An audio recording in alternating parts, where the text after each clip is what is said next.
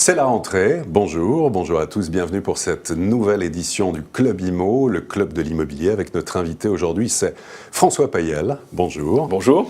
Vous êtes le président de la Fédération des promoteurs immobiliers de France et vous publiez aujourd'hui la note de conjoncture de l'activité de la profession, notamment les chiffres portant sur le deuxième trimestre 2013. Alors, est-ce que l'immobilier neuf est sorti de la zone rouge ? Alors malheureusement, je ne crois pas qu'on puisse dire que l'immobilier neuf est sorti de la zone rouge. On peut dire que sur la base de la petite amélioration que nous avons constatée au deuxième trimestre 2013, le rouge arrête de devenir plus vif. La petite amélioration que nous constatons au deuxième trimestre 2013 conduit à une amélioration globale sur le premier semestre de 1500 ventes, à comparer aux 40 000 ventes environ du semestre. Donc vous voyez, c'est un petit mieux, mais un petit mieux timide. Dû notamment à une présence plus significative des clients investisseurs.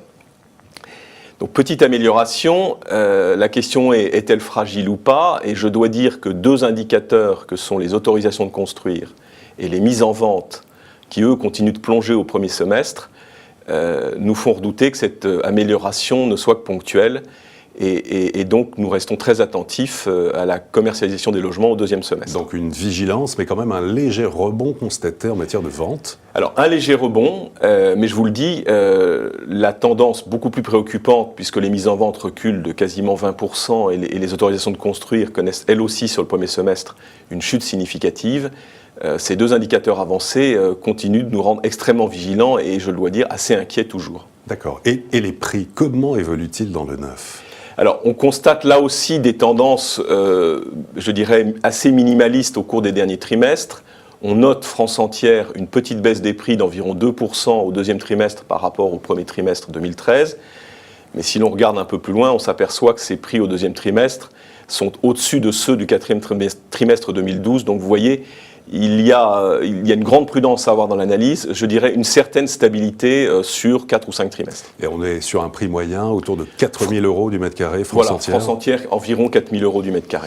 Le gouvernement va présenter en septembre le projet de loi ALUR, l'accès au logement et un urbanisme rénové. Qu'est-ce qui, selon vous, va dans le bon sens? Qu'est-ce qui ne l'est pas et qu'est-ce qui mériterait d'être amélioré? Alors je crois qu'il y a dans le projet de loi ALUR des éléments qui vont dans le sens d'une plus grande facilité de construire pour répondre aux besoins de nos concitoyens. D'abord ce qui concerne la densification, ce qui concerne les PLU intercommunaux. Alors je suis désolé, c'est assez technique, mais qui va permettre à ce que des communautés de communes ou des agglomérations réfléchissent globalement à leur urbanisme et non plus commune par commune. Et puis, ce qu'on appelle là encore, dans notre vocabulaire un peu technique, la clarification des normes. Vous savez qu'il y a les normes de ce qu'on appelle les schémas de cohérence territoriaux, les normes des documents d'urbanisme. Tout ça va être organisé de façon un peu plus claire et ça va très clairement dans le bon sens. Il y a en revanche un point en matière d'urbanisme qui nous inquiète beaucoup, qui porte sur le déclassement de terrains constructibles en zone naturelle au bout de 9 ans.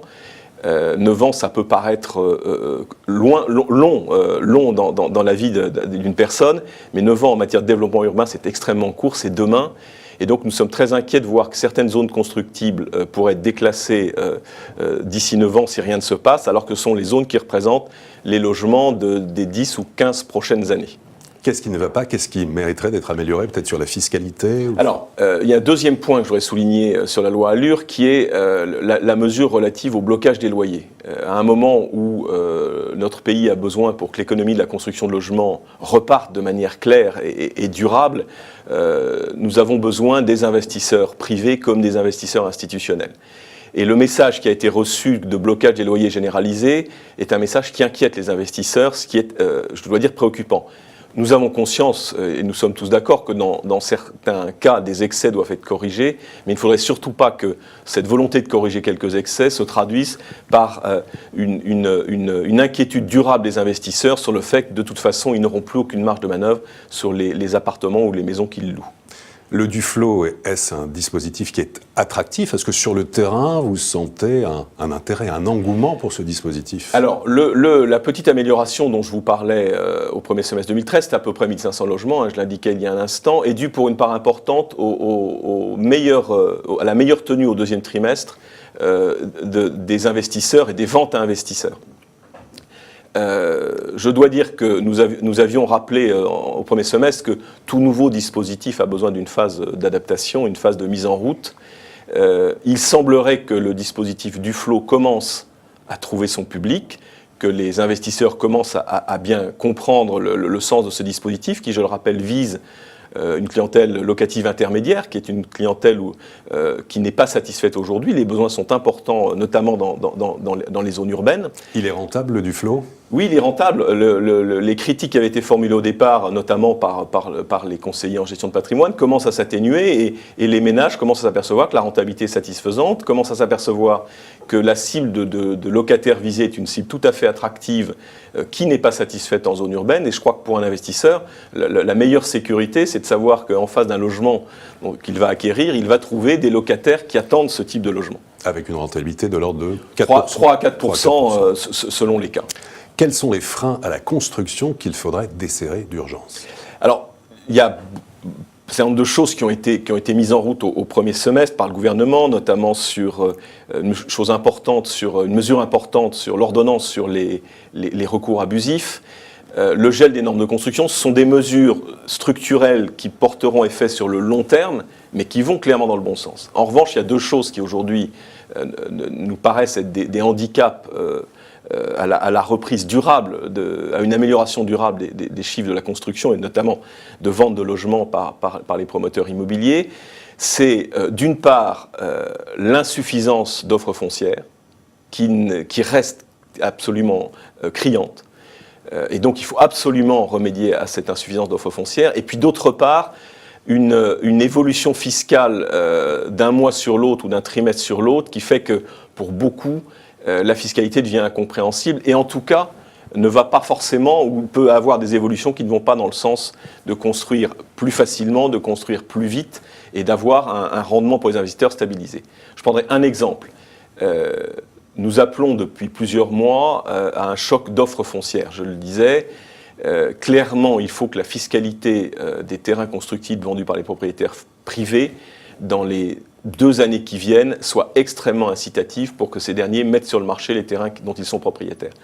Or, ce qu'on croit comprendre des mesures qui sont en cours, c'est au contraire une fiscalité des plus-values qui ne va plus prendre en compte la durée et l'amortissement dans le temps, ce qui, à notre avis, va complètement à l'encontre de ce qui pourrait rendre les propriétaires motivés à vendre. Et donc ça, c'est un frein considérable, il faut absolument y remédier. Enfin, pour terminer, quelles sont, selon vous, les clés essentielles, les plus importantes pour que le marché redémarre véritablement ? Alors je crois que je résumerai un certain nombre de points que je viens d'évoquer. Une offre foncière abondante, en transformant la loi sur la mobilisation du foncier public en une vraie stratégie de mobilisation du foncier public, et en ayant une fiscalité adaptée pour les propriétaires privés. Deuxièmement, une confiance des investisseurs, aussi bien privés au travers du dispositif Duflot, ce qui veut dire une stabilité d'au moins 3 ans de ce dispositif à partir de sa configuration actuelle.